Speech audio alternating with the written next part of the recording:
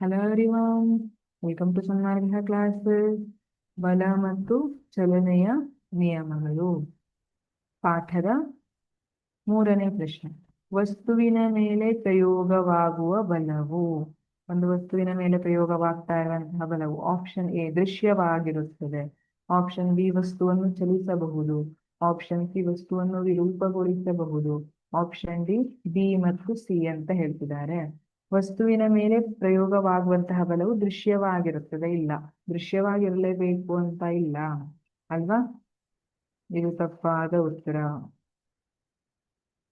Option B ವಸ್ತುವನ್ನು ಚಲಿಸಬಹುದು, ದೃಶ್ಯವಾಗಿರುತ್ತದೆ ಅಂತ ಹಾಗಿದ್ರೆ ದೃಶ್ಯವಾಗಿರ್ಬೇಕು ಅಂತಿಲ್ಲ. ಅಂದ್ರೆ ಎರಡು ಆಯಸ್ಕಾಂತವನ್ನ ತಗೊಳ್ಳಿ. ಆಯಸ್ಕಾಂತ ಒಂದನ್ನೊಂದು ಆಕರ್ಷಿಸ್ತದೆ, ಅಲ್ಲಿ ಒಂದು ಬಲ ಆಕ್ಟ್ ಆಗ್ತಾ ಇರ್ತದೆ. ಆ ಬಲ ನಿಮಗೆ ಕಾಣ್ತಾ ಇದೆಯಾ? ಅಲ್ಲಿ ಮಧ್ಯದಲ್ಲಿ ಏನಾದ್ರೂ ಇರೋದು ಕಾಣ್ತಿದ್ಯಾ? ಏನೂ ಕಾಣ್ತಾ ಇಲ್ಲ. ನೀವು ಅದನ್ನ ಎಕ್ಸ್ಪೀರಿಯನ್ಸ್ ಮಾಡ್ತಾ ಇದ್ದೀರಿ ಅಲ್ವಾ? ಅದು ನಮ್ಗೆ ದೃಶ್ಯವಾಗಿಲ್ಲ, ದೃಶ್ಯ ರೂಪದಲ್ಲಿ ಇಲ್ಲ, ಬಟ್ ನಾವು ಅದನ್ನ ಎಕ್ಸ್ಪೀರಿಯನ್ಸ್ ಮಾಡ್ತಾ ಇದ್ದೀವಿ. ಸರಿ, ಹಾಗಿದ್ರೆ ಬಲ ವಸ್ತುವನ್ನು ಚಲಿಸಬಹುದಾ? ಈಗ ಒಂದು ಕಲ್ಲು ದಾರಿಯಲ್ಲಿ ಬಿಟ್ಕೊಂಡಿರ್ತದೆ, ನೀವು ಸ್ಕೂಲಿಂದ ಫ್ರೆಂಡು ಇಲ್ಲ ಇವತ್ತು ಒಬ್ರೇ ಬರ್ಬೇಕಂತ ಬರ್ತಾ ಇದ್ದೀರಿ, ಕಲ್ಲು ಕಾಣ್ತು, ಏನ್ ಮಾಡ್ತೀರಿ? ಠಣ್ ಅಂತ ಕಲ್ಲು ಒದಿತೀರಿ. ಅದೇ ತರ ಮನೆ ತನಕ ಬರೋ ತನಕನೂ ಅದೇ ಕಲ್ ಜೊತೆ ಆಟ ಆಡ್ಕೊ ಬರ್ತೀರಿ. ಅಂದ್ರೆ ಆ ವಸ್ತು ಸ್ಥಿರವಾಗಿತ್ತು, ನಿಶ್ಚಲವಾಗಿತ್ತು. ಏನ್ ಮಾಡಿದ್ರಿ ನೀವು? ಬಲವನ್ನ ಅಪ್ಲೈ ಮಾಡಿ ವಸ್ತುವನ್ನ ಚಲಿಸುವಂತೆ ಮಾಡಿದ್ರಿ. ಹಾಗಾದ್ರೆ ಇದು ಸರಿ ಅಂತ ಹೇಳ್ಬಹುದಾ?